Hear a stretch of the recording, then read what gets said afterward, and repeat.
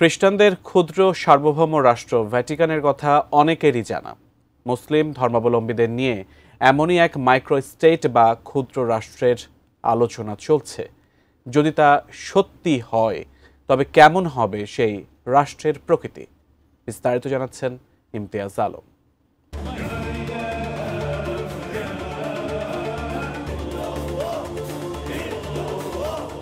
একটি ব্যতিক্রমধর্মী রাষ্ট্র গঠনের সম্ভাবনায় বিশ্বের ২০০ কোটিরও বেশি মুসলিমের মাঝে বক্তাশী নামে একটি ক্ষুদ্র সুফি সম্প্রদায় সম্প্রতি আলোচনার কেন্দ্রে উঠে এসেছে। মার্কিন সংবাদ মাধ্যম ওয়াশিংটন এক্সামিনার দাবি করেছে, আলবেনিয়ার রাজধানী তিরানায় বক্তাশীদের আধ্যাত্মিক সদর দপ্তরকে কেন্দ্র করে ওই স্বাধীন রাষ্ট্র গঠনের পরিকল্পনা করা হচ্ছে। রাষ্ট্রটি বিশ্বের ক্ষুদ্রতম এবং প্রথম ইসলামী ভ্যাটিকান হিসেবে পরিচিতি পেতে পারে।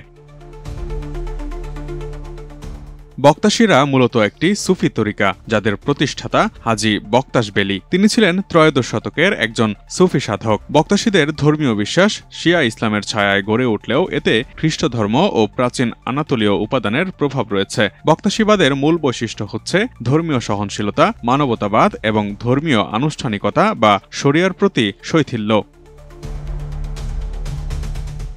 ওসমানীয় সাম্রাজ্যের অভিজাত বাহিনী জানিসারি বাহিনীর ধর্ম হিসেবে বক্তাশীবাদ প্রতিষ্ঠা পেয়েছিল। বহু আলবেনীয় তখন বক্তাশী হয়ে ওঠেন। তবে 1826 সালে জানিসারি বাহিনী ভেঙে দিলে দ্বিতীয় সুলতান মাহমুদ বক্তাশীদের উপর দমনপীড়ন চালান। পরবর্তী সময়ে 1925 সালে কামাল আতাতুর্কের ধর্মনিরপেক্ষ নীতির আওতায় বক্তাশীবাদ তুরস্কে নিষিদ্ধ হলে তাদের সদর দপ্তর স্থানান্তরিত হয় আলবেনিয়ায়।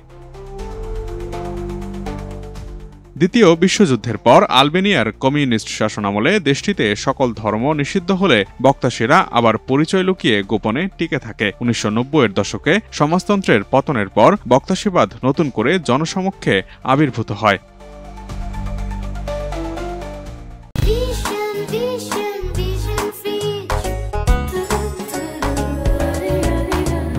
প্রকৃত সংখ্যা নিয়ে দ্বিমত থাকলেও বর্তমানে বক্তাশীদের সংখ্যা 70 লক্ষ থেকে 2 কোটি পর্যন্ত হতে পারে বলে ধারণা করা হয়।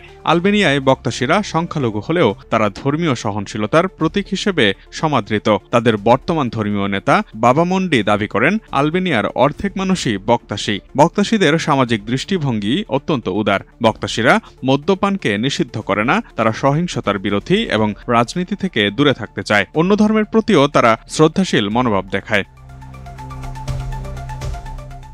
2024 সালের 21 সেপ্টেম্বর জাতিসংঘে আলবেনিয়ার প্রধানমন্ত্রী এদি রামা বক্তাশীদের জন্য একটি স্বাধীন রাষ্ট্র গঠনের পরিকল্পনা ঘোষণা করেন। তিনি বলেন, বক্তাশীদের বৈশ্বিক কেন্দ্রকে তিরানার ভেতরে একটি সার্বভৌম রাষ্ট্রে রূপান্তরের মাধ্যমে একটি নতুন শক্তির কেন্দ্র তৈরি করতে চায় তারা। তবে সেই সময় অনেকেই এই বক্তব্যটিকে রামার রাজনৈতিক ভাবমূর্তি উন্নয়নের কৌশল হিসেবেই দেখেছেন।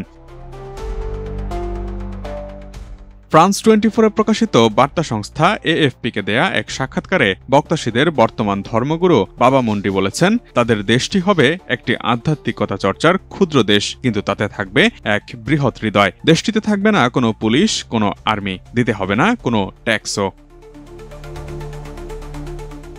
নতুন রাষ্ট্র গঠনের প্রথম চ্যালেঞ্জটি হল আন্তর্জাতিক স্বীকৃতি। যদিও আলবেনিয়া স্বতঃস্ফূর্তভাবেই ভূমি দিচ্ছে, তবু জাতিসংঘে স্বীকৃতি পেতে মুসলিম বিশ্ব এবং শক্তিধর দেশগুলোর সমর্থন প্রয়োজন। বিশ্লেষক মাইকেল স্যান্টো বলেছেন, যুক্তরাষ্ট্র ও ইউরোপ বক্তাশীদের ভালো বন্ধু হিসেবেই দেখে, তাই তারা সম্ভবত সমর্থন দেবে। তবে সৌদি আরব, ইরান কিংবা পাকিস্তানের মতো মুসলিম শক্তিধর রাষ্ট্রগুলোর দৃষ্টিভঙ্গি এক্ষেত্রে গুরুত্বপূর্ণ হয়ে উঠবে।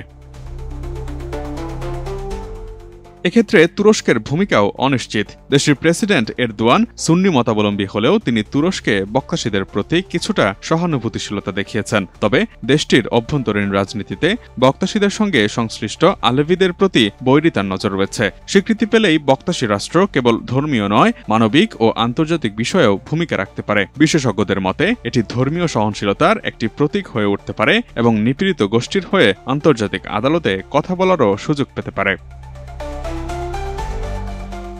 Imtiaz Alam, desk report, ATN news.